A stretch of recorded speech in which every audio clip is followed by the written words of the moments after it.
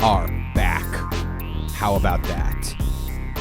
Episode 22 of the Neoncast coming back to you after a really, really long hiatus of inactivity, due in part to the lack of the ability to record these. I didn't have hardware. My computer died. My audio hardware died. Everything died. I had nothing. I could have recorded this on a phone, but it would not have sounded great. It would not have been as fun. Blah, blah. You get it. But if you've been following events outside of the context of these podcasts, then you would know that this return has been in the works for a little while. Hopefully, not just a return to form, but an even better and bigger and more interesting and more fun series of things, including this, the video game streams that I've been doing recently. I've qualified to be a Twitch partner, so I got subs, I got bits on Twitch now. I have a Patreon with lovely, amazing patrons who are responsible for what you're listening to right now, because I was able to go and get some hardware for content production using Patreon money. I'm going to shout out my patrons on future podcasts. I just need to ask them if anybody wants to opt out of it. I don't want to shout out somebody's name like on a podcast if they're interested in staying anonymous. It'll probably be for higher tiers, although I might just put the names of all the patrons on screen and then read out some of the more, some of the higher tier ones. I don't know. We'll see. I'm just checking to see how other podcasters, other content creators with patrons address that, and try to kind of glean some ideas. I don't want to say steal, because none of them came up with those ideas anyway. Everybody's just copying somebody else. One thing I'm definitely not going to lift from those people is the way they do thumbnails. I was talking about that on Twitter the other day, about how YouTuber thumbnails are so obnoxious and at this point drive me away from content rather than towards it. I'm just not interested in somebody grabbing their face like fucking Home Alone in a video about some Mario level. Like, if you're reporting on aliens and you want to have a shocked face, if you have video proof that you made contact with an alien race, by all means have an incredibly shocked face on your thumbnail. But if you're talking about I don't know, reacting to some viral video, just spare me, please. And on this channel, there is an old video I made about the Ragnarok, when the first Thor Ragnarok trailer came out. And I had watched a few, reaction. I hate reaction videos. I'm going to talk about it in a second. But, reviews and people react to it. And all those thumbnails were just bananas. And I sort of made one making fun of it. Reaction videos are just the bottom of the barrel. There's a few I'll still watch, but not for the reaction portion. For the stuff they say about it later. The thing that I enjoy about those channels, about those YouTubers, is specifically that some of them know a lot about the context, a lot about the source material. They're able to spot things that would not jump out to me. It's interesting sometimes for me to listen to their perspective, but the reaction portion of it, again,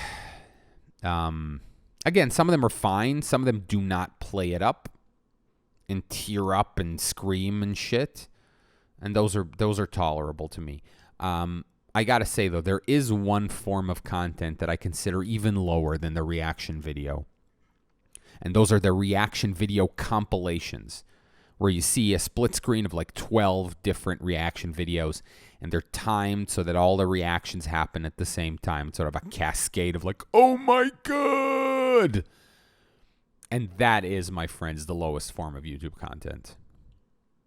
I've seen people do random videos of them shaving and eating sandwiches that are less useless than this, because at least it's somebody creating their own thing and not just taking a bunch of other people's quote unquote creations and just like mashing them together, putting them all together on screen at the same time. Like it's Back to the Future 2 and you're watching 9 channels of TV at once. Yeah, anyway, this is going to be a little scatterbrained. Like I said, there has been a ton of time with no podcast. I've watched some movies. I've watched some shows. I mean, it's been like, 2 years. I've watched a bunch of movies in the past 2 years. I'm going to talk about some slightly more recent stuff. I was going to do an Endgame podcast, but then again, I ran into technical difficulties and was not able to do it properly. Obviously, I loved Endgame, yada, yada. Everybody watched it. Everybody loved it. And yeah, I just mentioned the Twitch, the Patreon, twitch.tv/Neontaster, patreon.com/Neontaster.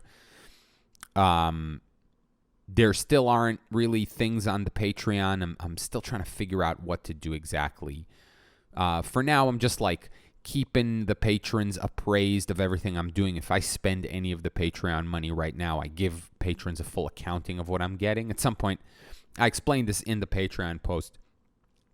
Eventually, if this becomes something that I can actually, make a living or help me make a living from, then yeah, I won't give you my supermarket shopping list. But right now, I'm feeding my income back into this.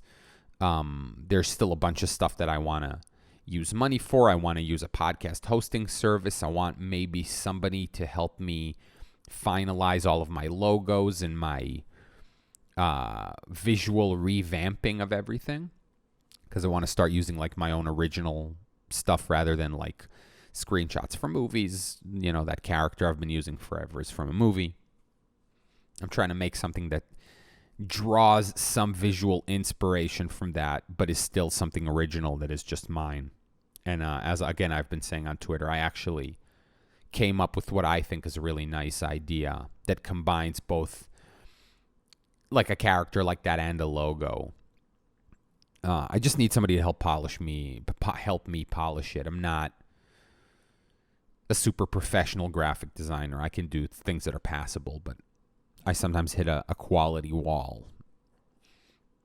But that's some of the channel updates. And yeah, I've been playing some video games. I still haven't played anything new. I'm waiting for something cool new to come out so that I can play that and maybe get in on some more visible, a more visible presence on Twitch. I've been playing Dark Souls a bunch, some Dead Space, a few puzzle games, The Witness mainly.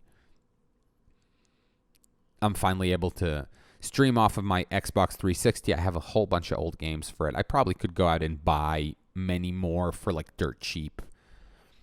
I'm going to do some Patreon polls about what people want to listen, what people want to watch. I want to do polls about what people want to listen to on this podcast. That's definitely going to be a patron thing, at least initially, but I'm always open to suggestions in the comments. Somebody asked if I could do a podcast about how I got into studying Japanese and maybe some tips and stuff. That sounds like a pretty good idea, even though I'm a little out of practice. I haven't been taking classes in a while. But just to explain the process that I went through and maybe some things that I thought helped me. And some of them are maybe a little bit counterintuitive or not the kind of thing that your brain would associate with being study, watching anime. But I can give some pointers on how to watch it. And it's not just me. I've seen other people who are interested in Japanese, know Japanese to a certain extent, tend to watch anime with that same kind of attitude. So yeah, and it could be interesting to somebody who isn't even interested in looking into it or is interested in just studying any language. So yeah, that was just a long-winded way of saying more stuff is coming. I'm happy to be back. I was just waiting to have some stuff to talk about. I've been a little burned out from watching shows, watching anime. I've just been playing a little bit of video games, watching just random YouTube channels and a lot of Twitch streams. I run hot and cold on stuff. I'm going to get sick of this at some point. and go back to other things. There's a lot of TV now that I got to catch up with. Mindhunter Season 2, Dark Season 2, Succession Season 2. Watchmen is coming in a couple of months. Things are afoot. Westworld Season 3. I haven't watched Season 2 yet. The Lord of the Rings show. The Wheel of Time show. There's a lot of stuff, and so I'm probably going to get into it. And as part of that, I watched 2 things this extended weekend. One of them was Stranger Things Season 3, and the other was, that's on Netflix, obviously, and the second one was The Boys on Amazon Prime.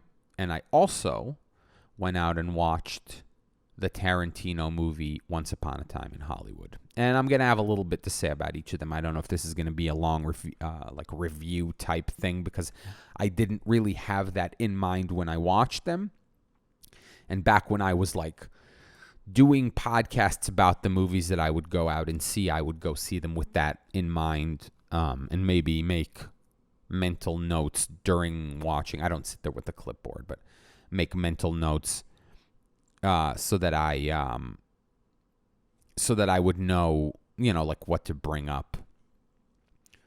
So I guess I can start with Once Upon a Time in Hollywood, Quentin Tarantino's most recent movie, perhaps, maybe one of his last. He always says this, though. His last movie may be an R-rated Star Trek movie. That's been discussed to the point where it seems like it's more serious than just some kind of random, throw something against a wall and see if it sticks. It seems like they really want to do this, which is only interesting to me because, obviously, I like Tarantino. I like R-rated stuff. I think it would be interesting to see Star Trek operate in a completely different kind of tone. We already got that a little bit with the J.J. Abrams, but I mean a different tone, because that was still it was still Star Trek in many ways. It was not Star Trek in many ways. The action and the lack of focus on dry, normal operations of the ship, science-y things, Treknobabble, as they call it. But it was still very Star Trek-y in the way they interacted, in the nature of the dialogue and stuff like that. This could be something really out of left field, like Logan was, which ironically has Patrick Stewart in it, who's cursing. And that was interesting to watch. I think some people cringed at it a little because of how the character has been so long. But I actually looked at that as though, and this is also kind of a meta point in Logan, which is the X-Men exist in that universe as comic book characters and famous superheroes, but we see the kind of gritty, dark, sad truth behind it all. It's almost like Celebrity, which we're going to get to in The Boys, which is essentially a big allegory for celebrity. But it's almost like seeing the dark underbelly of celebrities. And so watching Logan, it almost felt like the Patrick Stewart that we saw in all the other X-Men movies was almost like imagine seeing somebody on TV, like a news anchor, some kind of wholesome figure, and you experience them through that, and then later you found out that they were miserable, they had a bad life. Robin Williams, a good example. I'm sure some people knew that he was going through struggles, but I remember that when he killed himself, there was a lot of shock. I think there's a lot of shock when comedians kill themselves, die by suicide. Commit suicide is no longer an acceptable term for it. That the appropriate term is die by suicide. It's one of those examples of kind of PC terminology that I'm really not I'm super on board with using. I think it's done out of consideration to the people left behind by the suicide, not the suicidee themselves. And so I get it. But yeah, when a comedian dies by suicide or kills themselves, however you feel comfortable saying that, there is this, I would call it a misconception, that it's really weird because, they're funny and they laugh and they make people laugh and often they're wealthy and, married and have kids and have a lot, supposedly or not supposedly, a lot to live for. And so there's a tendency to be surprised because of the contrast between the image that this person projects into the public sphere and the way they are in general. And that's how I felt about Dr. Xavier Professor Xavier, in Logan, where the other X-Men movies was like his public persona. It was like you were watching him on the news, you were watching him in a public setting, and Logan was the only one where you saw him in real life. And so he was cursing, he was more gritty. There is a scene like that in The Boys.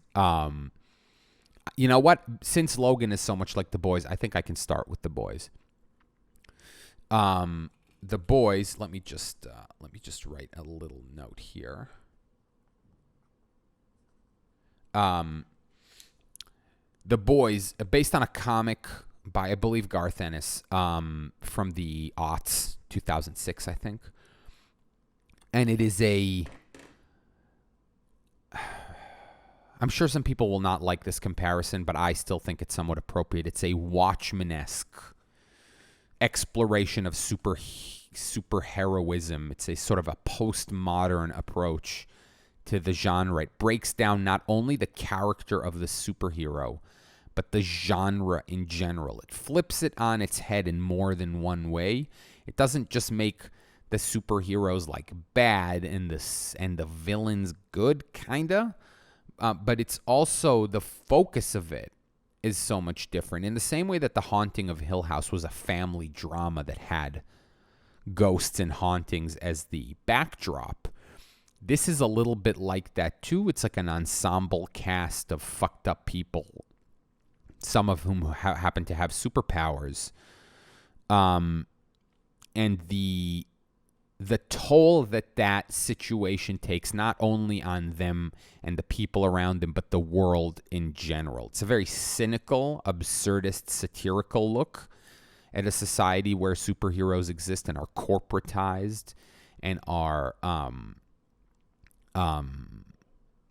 propped up as these jingoistic symbols of patriotism. But it's all like a veneer for profit and for like business success and stuff. So, it's a world about, I can tell you the first, 10-minute elevator pitch of it. It's about a person whose girlfriend is killed in an accident. One of the superheroes kills her by accident. It's the superhero A-Train, who's like the Flash. That's a great, hilarious superhero name, by the way, the A-Train. Because it's a reference to Harlem, and it's a famous jazz standard, the A-Train. It's the subway line that goes to Harlem. Not the only one, but sort of the famous one. But his girlfriend gets killed by accident by A-Train. He runs straight through her and she explodes. It's really, that show is really, really brutal in moments. Like, there's some graphic violence in it that is just disturbing. And that's part of what I was saying, the toll that superheroism takes on everything, and the awful reality. I mean, watch Man of Steel. There is crazy large-scale destruction and crazy large-scale death in it, but it is sanitized to the point where the only kind of destruction you see is structural destruction, right? Buildings are collapsing. Clearly, there's lots of people in them. Clearly, lots of people died in Metropolis. But the idea of like what it looks like when somebody lasers somebody in half and they just explode with gouts of gore and, pardon my overtly disgusting description of it, but that's part of the point. That is part of the point. Superhuman abilities versus non-superhuman abilities is a way messier affair than we see most of the time. Again, the Watchmen movie did that a little bit by exaggerating how strong they were, even if they weren't super powered, and show like incredibly aggressive, like bone breaks, and then in the end, Dr. Manhattan like blows up Rorschach into just like a mist of like blood and guts. And this has that too in several places. Again, just to show you the messy reality of it. There is such an idealized view of what superheroes are and what they can mean to society. But watching a scene where a support group of people who were like either injured or, had loved ones killed by superheroes in collateral fashion is something interesting that you don't really get to see in any of this kind of genre.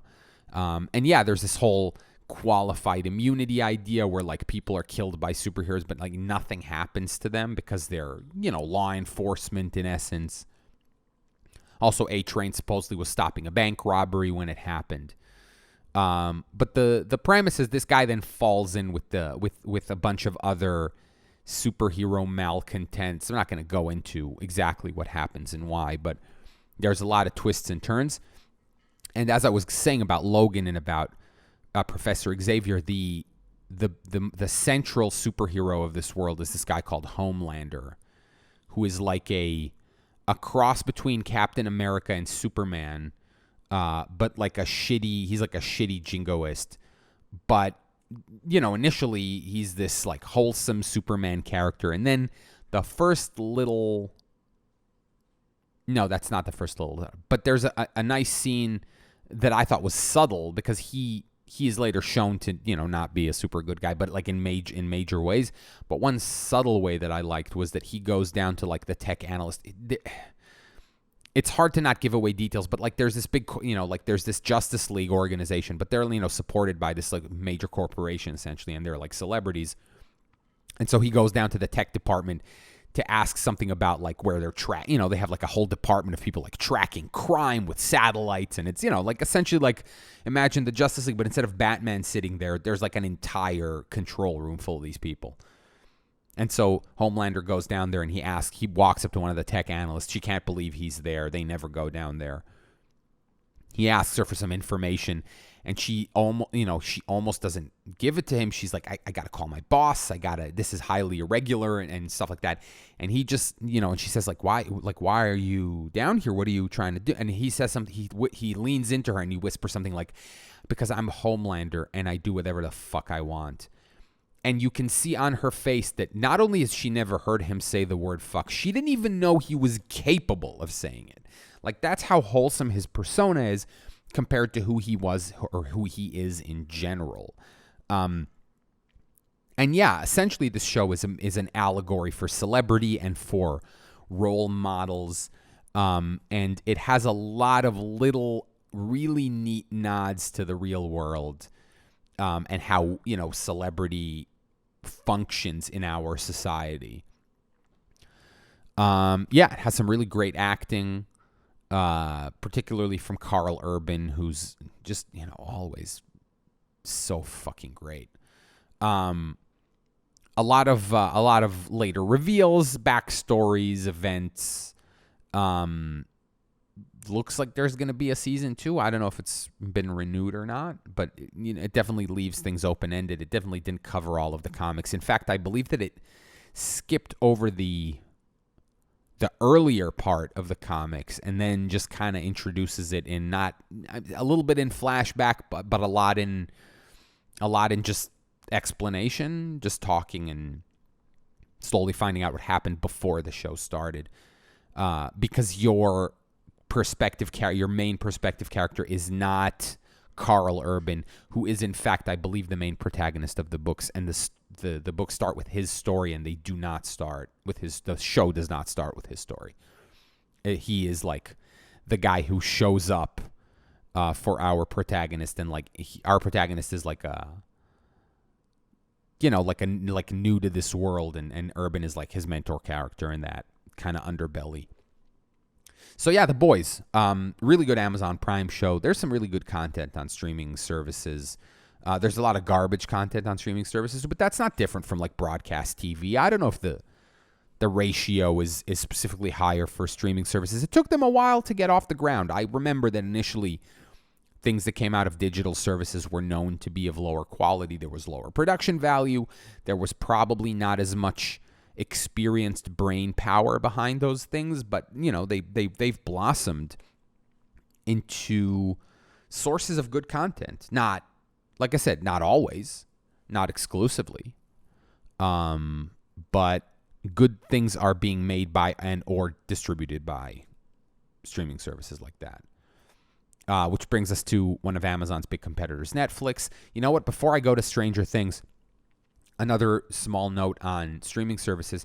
Disney Plus is going to launch. I believe they're rolling in the DC streaming service into that, which had a couple of good things that nobody watched. Swamp Thing, which got canceled, unfortunately. I haven't seen that. I heard it's good, but I watched Doom Patrol, the DC show, and that is highly, highly recommended. Again, if you liked Watchmen, if you liked Legion, the Marvel show on, is it AMC? FX? Legion, which is great. I mean, I only watched season 1, but it was phenomenal. It's like DC's answer to that, kinda. And Cyborg is in it. He's the only like major DC character that's in it.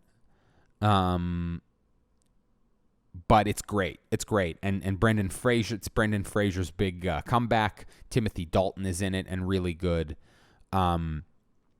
Yeah. And once Disney Plus hits, and Disney Plus is gearing up to have a lot of shows that are at least interesting seeming. The Mandalorian, the Star Wars show that has a Game of Thrones level budget and is made by Jon Favreau and is supposedly gritty and hard-boiled and cool.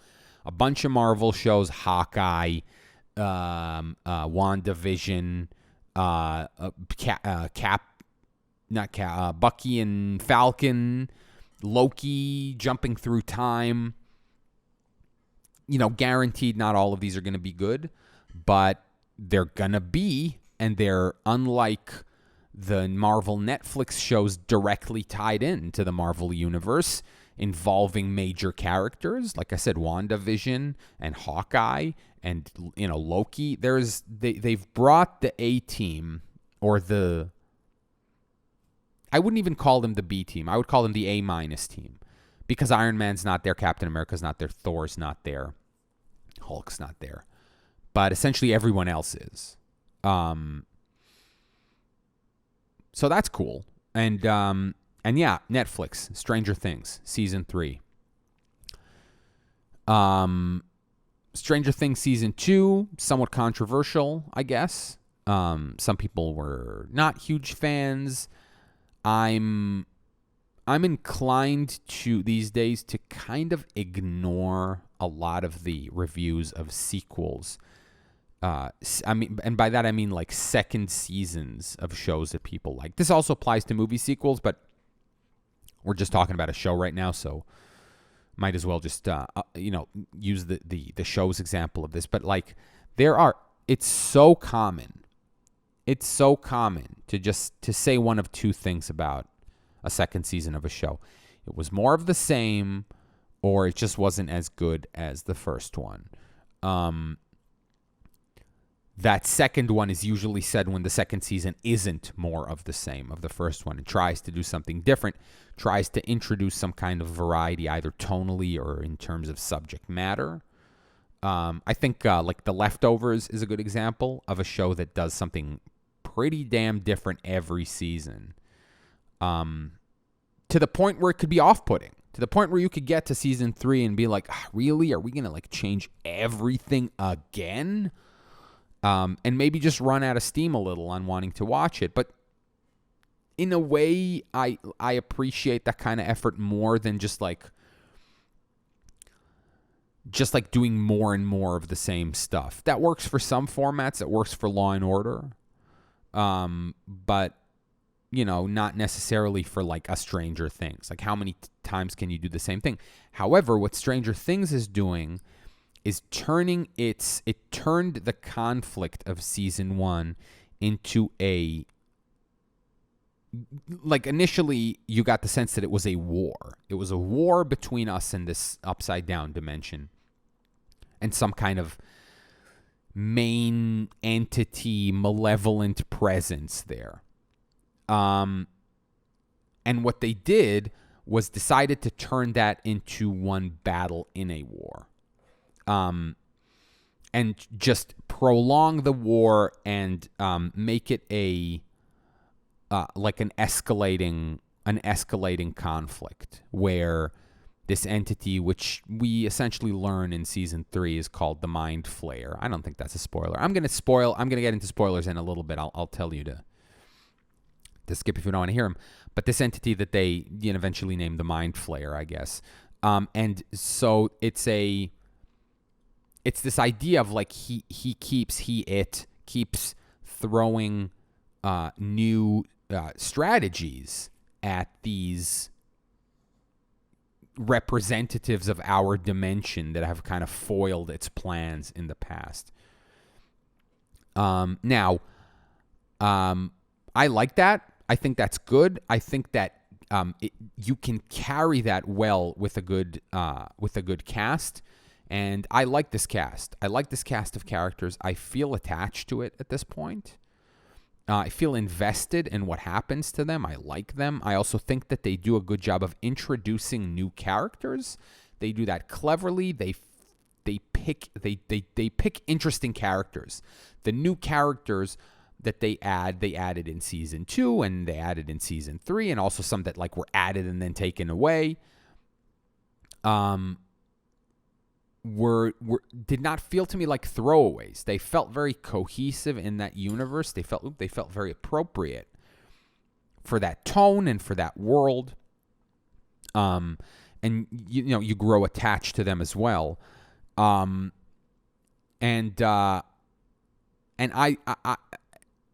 so okay, season 3. So season 2, I thought it was somewhat of a step down a little bit from season 1. It's so hard to match the magic of something new. That's probably the origin of the incredibly common season 2 and sequel complaints that I just spoke about.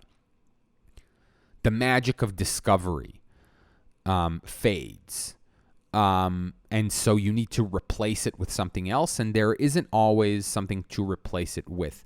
Like Harry Potter, I was watching some video that was talking about the entire Harry Potter franchise, and it made a really good point, which is that, the magic of discovery in the wizarding world, which was a staple of the first few books, the idea that Harry is, again, the insert character for us who do not know the wizarding world, and so we experience it through his eyes and his wonderment and his amazement at this world, and he comes from this drab, boring, nothing world into this like magical reality.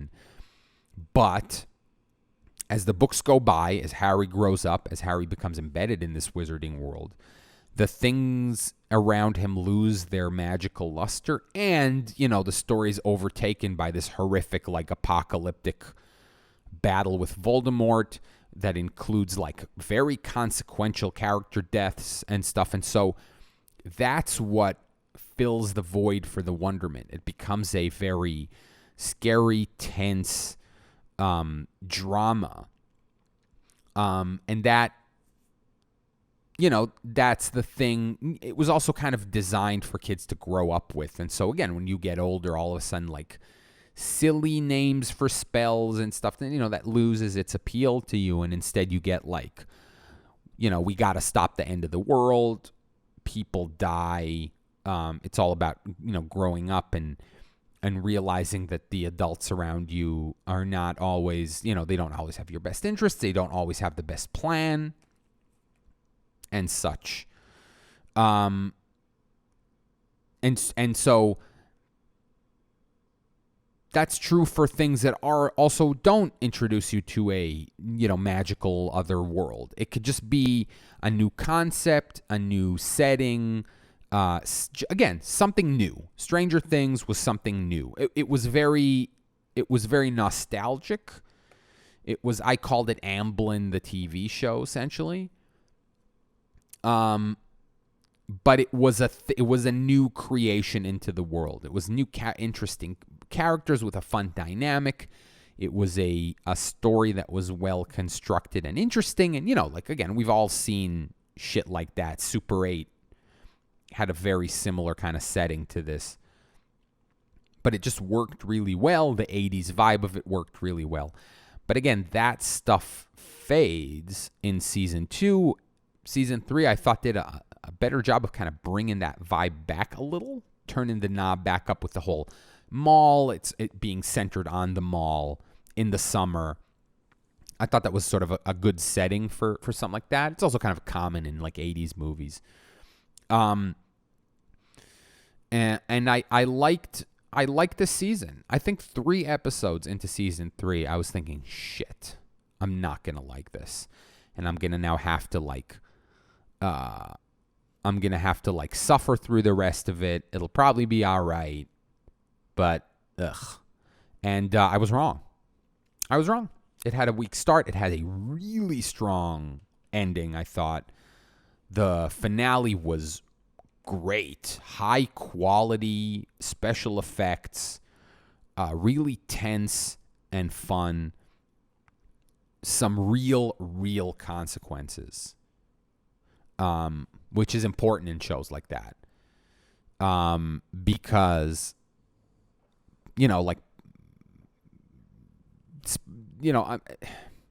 okay, if you really don't want to hear anything about anything, then skip ahead a little. I'm just going to say something. It's very vague. I was just going to say that, once plot armor becomes a staple of a show and you lose the tension and the fear that things are going to happen that are going to have lasting consequences, it can become less exciting. I mean, like Indiana Jones.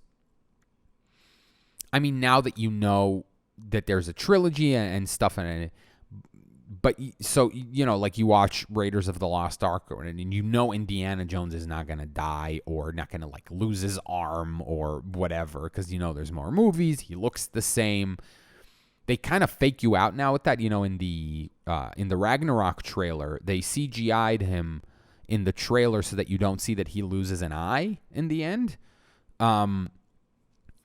which is cool. That's kind of a fake out. But yeah, like the idea that at some point if you lose the fear that your characters are actually in danger, becomes less consequential. And I think this season did a pretty good job. But that last season did too. I mean, with Sean Astin getting demo dogged. I also like that wasn't thrown away. I like that Joyce is still grappling with that loss. I thought that was really clever. Also, poor fucking Joyce. Anyway, never mind. I like the pacing of this season. I like that they were split up and stumbled across different aspects of the same story without being aware that, of like each other's discoveries. That was really cool. A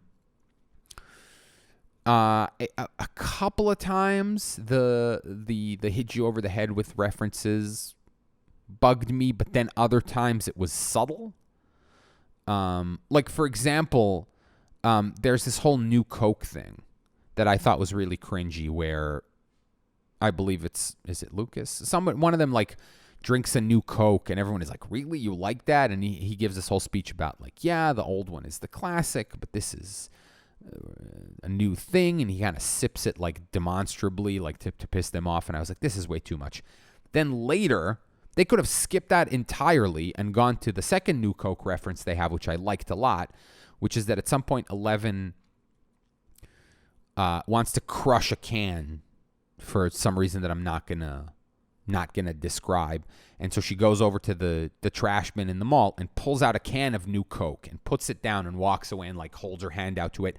And then it flashes back to her doing it in season 1 in the facility with a can of not New Coke. And so then it's kind of contrasted like that. I thought that was all the New Coke reference that you needed. They're talking about some TV shows that air in the time. And again, if you fit that in a way that isn't annoying, I don't know if I mind. But I'm excited about season 4. I think I was excited about season 3 when season 2 ended. It's hard for me to remember. I could probably go look at my tweets. But I'm definitely excited for season 4. The place that season 3 left us off in is a place that I'm sort of interested in exploring further. And I guess that's about it for Stranger Things. Just going to talk briefly about Once Upon a Time in Hollywood. The Tarantino movie starring Leonardo DiCaprio and Brad Pitt, about essentially the events surrounding the Sharon Tate murders, Charles Manson, late 60s Hollywood. And I think I'm not going to get into any of the plot, although I will say that the ending is extremely Tarantino-ish in more ways than one. And there was a part at the end, a part that really is best not discussed, where I had this moment of like, now I get this entire movie now. And it was a very Tarantino-ish statement that made me feel that way. And I walked out of the movie with that afterglow, feeling really good about it. Like, shit, man, he pulled this off. Which is cool, because I did not super, super love Hateful Eight. I did not super, super love Django Unchained. It's good. It's great. It has good acting and it has good action and stuff like that. I think I liked this one better than both of them. I think I liked the one that I liked the most since Inglourious Bastards. It kind of reminds me of Inglourious Bastards in a way. I mean, it's extremely different, obviously. It's about none of the same things, but in the same way that his earlier movies all feel pretty cohesive, Reservoir Dogs, Pulp Fiction, Jackie Brown, all feel almost like a spiritual trilogy. If you look at John Carpenter's Millennium Trilogy, is it Apocalypse Trilogy? Sorry, that's that. I knew I was getting something about that wrong. Something about saying the words John Carpenter Millennium Trilogy. I was like, do I have the wrong person? No, I had the wrong name. The Apocalypse Trilogy, which are three movies that have nothing to do with each other, but are kind of considered like a weird, like, spiritual trilogy. And I feel like those three movies are a little bit like that. And I also feel like Inglourious Bastards and Once Upon a Time in Hollywood are kind of similar movies in spirit. Just phenomenal performances by both DiCaprio and Brad Pitt. Brad Pitt especially, like, Oscar worthy. Like, every second that he's on screen is great. Yeah, like, the rest of the cast is really good. I thought Margot Robbie, even though her role is not gigantic, was really sympathetic and interesting, and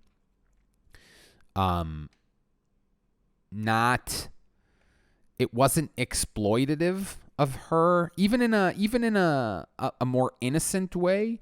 I thought it just did a really straight job of showing her as like a really nice person, that was, caught up in fame and then got caught up in history, essentially.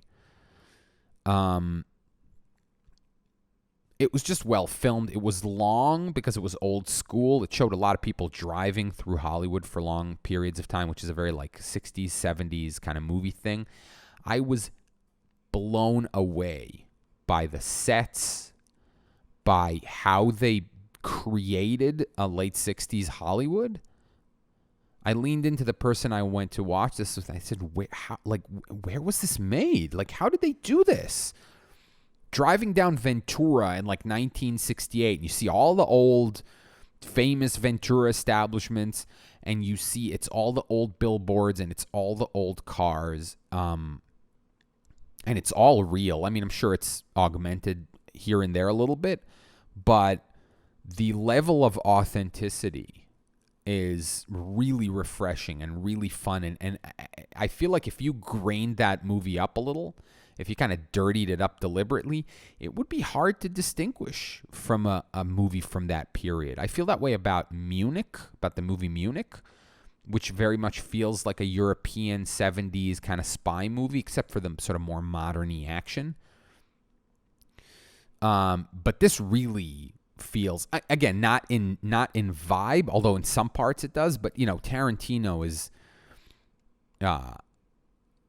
like a more, like a more futuristic, that's a dumb word to use, but a more futuristic filmmaker than a 60s filmmaker was.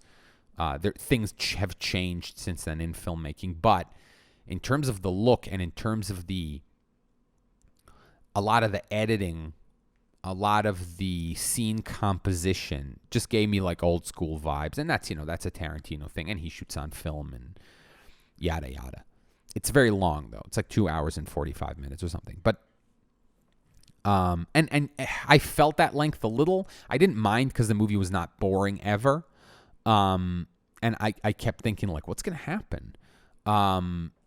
And so, whatever. Also, I don't mind long movies, but it was definitely long. But also, again, not too much to say. I don't want to spoil it. There isn't a lot to spoil, but it's still good to experience without knowing. But just, again, a really strong ensemble cast. A really interesting window into a time period that isn't, again, it's sort of, it has that sort of absurdist Tarantino kind of comedy in it, but it's not an imaginary fantasy version of it.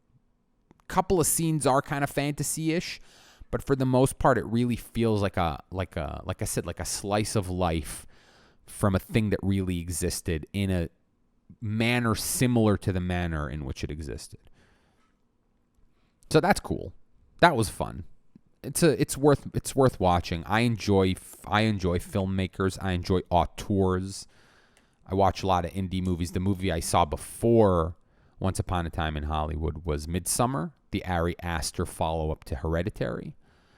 It was, my liking of it has faded a little since seeing it. It has really good things in it. Again, it's an auteur.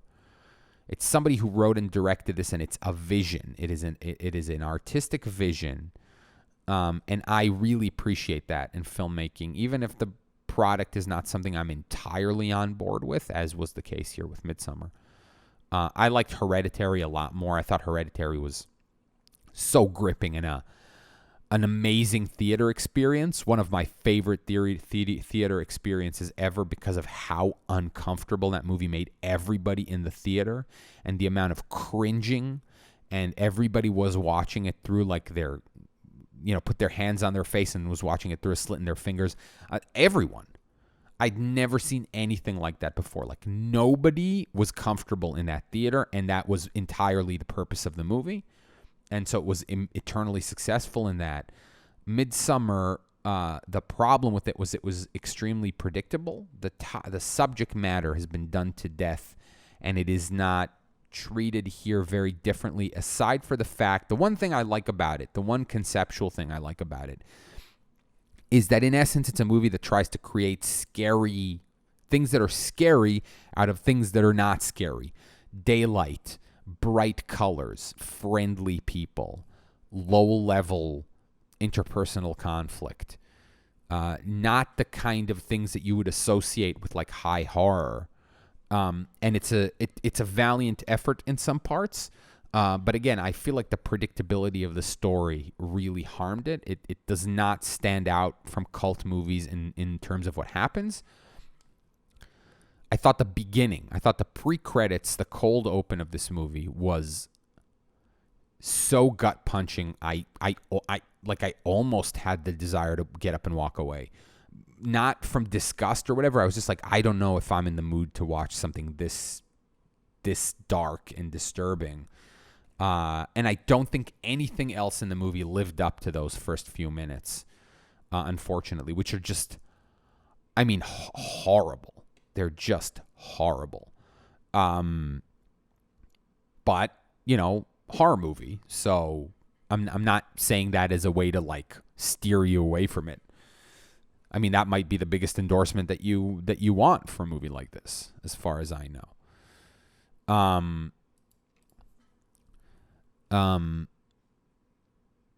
Yeah. I was also watching, I haven't finished it yet, Nicholas Winding Refn's Amazon show Too Old to Die Young with Miles Teller.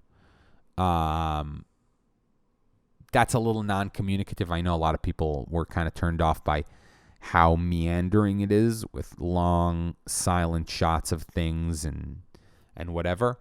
But again, I appreciate vision and I appreciate deliberate filmmaking. I don't care if a shot is like 3 minutes long and has almost nothing in it, as long as it's well thought out and it wasn't just like, hey, we got to pad the runtime, so pan across this field for 3 minutes. There is a way to do something like that it is not boring and is not throwaway. And I think that's kind of his brand. I think that's his career is kind of built on making low-key things really, really strong. Scene of somebody just standing and looking at somebody else. There are ways to make that incredibly powerful or incredibly not powerful.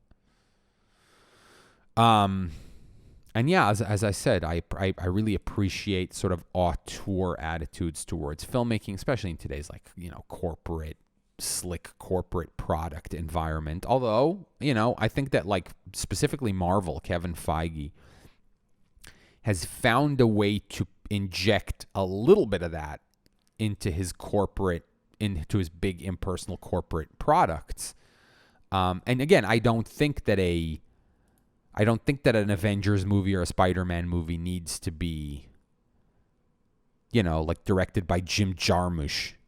But you give a movie like that to somebody who has a visual sensibility, a sensibility for comedy or for dialogue, and you match them with the product that is actually looking for a little bit of like flair in those areas, and then you get your Thor Ragnarok and you get your Spider-Man movies and you get your even like your Avengers Infinity War and Endgame, which are definitely more than just a shiny, slick consumer product. They are that as well. I mean, you could never argue that they aren't, but that doesn't mean a movie like that can't have heart. Legitimate heart, where you care about the characters, you care about a Norse god from space because he lost his family and feels like a failure. It's just about how you do it and treating silly subject matter in a serious way is the path to a lot of good stuff. Again, Logan, we can bring Logan up again. As an example of something, again, that takes, you want to describe it in silly fashion. It's about a man who has claws coming out of his hands and another man has psychic powers but has Alzheimer's. I don't know. Like, it can sound dumb when you put it like that, when you reduce it to a dry explanation. But all you got to do is care about it. All you got to do is not treat it like second-rate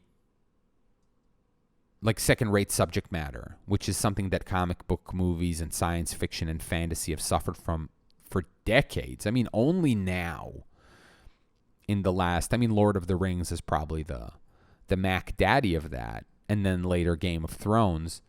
But also, yeah, like science fiction is also, Battlestar Galactica is a little old at this point, but like Blade Runner 2049 is a movie I'm still surprised exists, considering how much money and how much effort were put into making something slow and contemplative and philosophical. Everything that I want in science fiction, speculative science fiction or whatever, this had. It wasn't very successful, but it was still out there. It's still out there now. You could go watch it more than once, like me.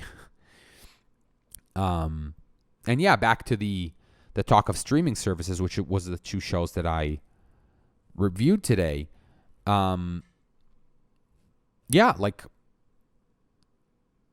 treating their content seriously and delivering things that are fun to watch, but also of a high quality, both in terms of like production value and, the thing that it delivers.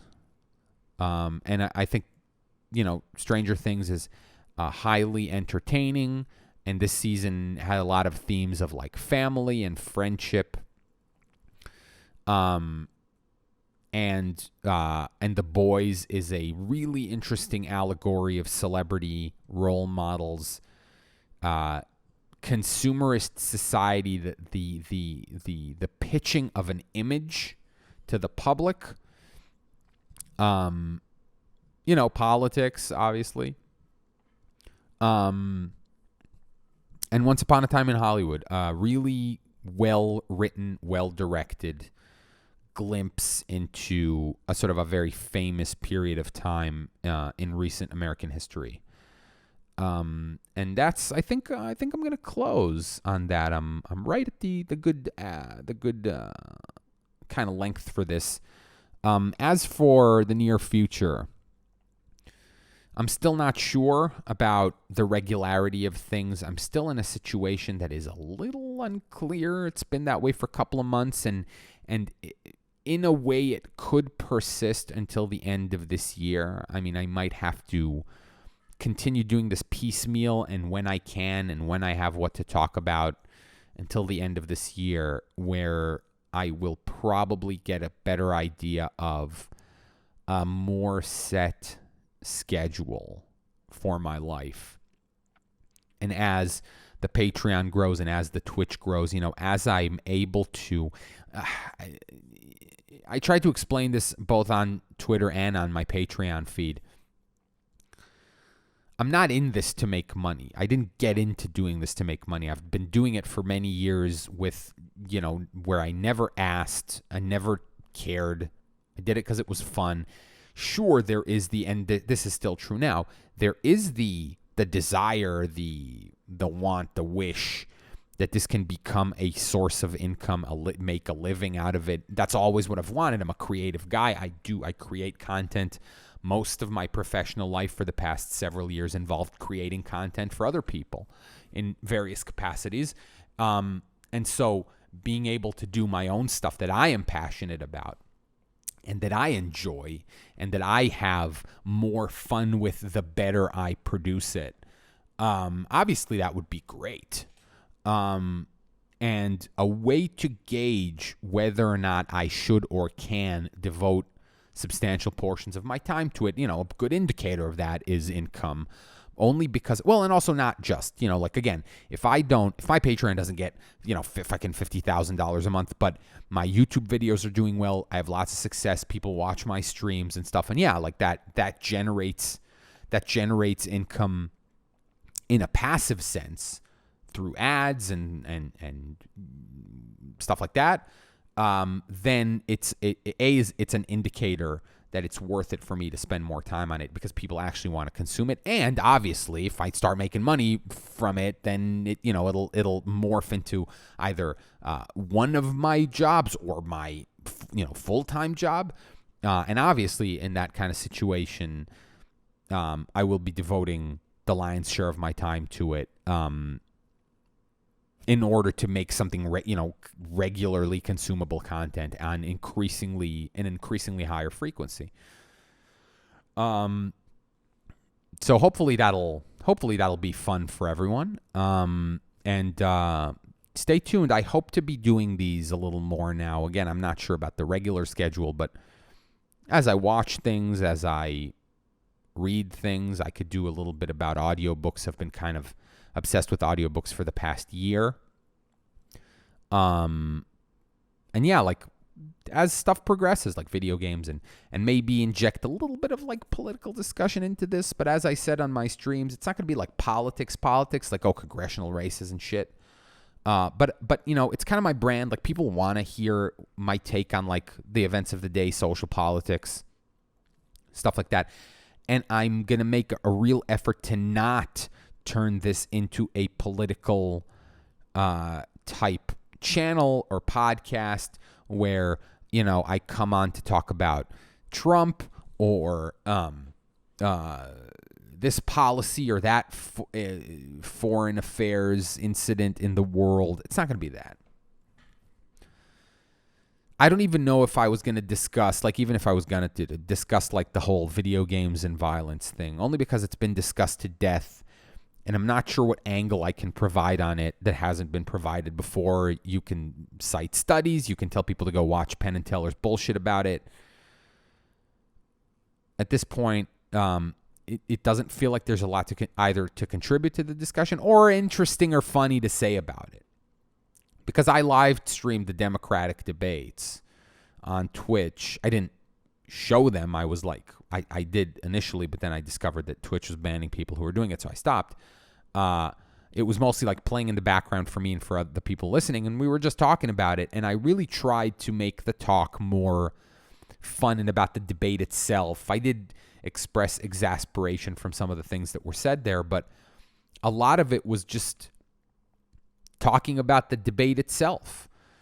I'd much rather talk about this kind of crap forever, but I know that people also want to hear my takes on current events. And so I'm going to try to limit it to things that are at least somewhat related to this, or things that I feel like I have something interesting to say on, and not just complain and say the liberals, just the mainstream media and the Trumpists. And believe me, there is no shortage of that content on any of these platforms, if that's what you're interested in. And on that note, I'm going to close. Thank you for listening to this episode 22 of the Neoncast after such a long break. I want to thank all of my patrons, all of my Twitch subs, and of course you, the people who have been listening, supporting my Twitter, just helping me get my name out there. And as always, you can check out all of my stuff at my Twitter, twitter.com/Neontaster. My Twitch channel is twitch.tv/Neontaster. Stay tuned for lots more streams there. youtube.com/C/Neontaster. More content coming there. And of course, patreon.com/Neontaster. If you want to throw me a buck or so to say thank you or not, I don't know, whichever would be cool. Because you're listening to this, which is cool enough if you've gotten this far to well over an hour. I've been Neontaster, and you've been on the Neoncast. Thanks for listening, if you have been listening. And if not, then why am I talking to you?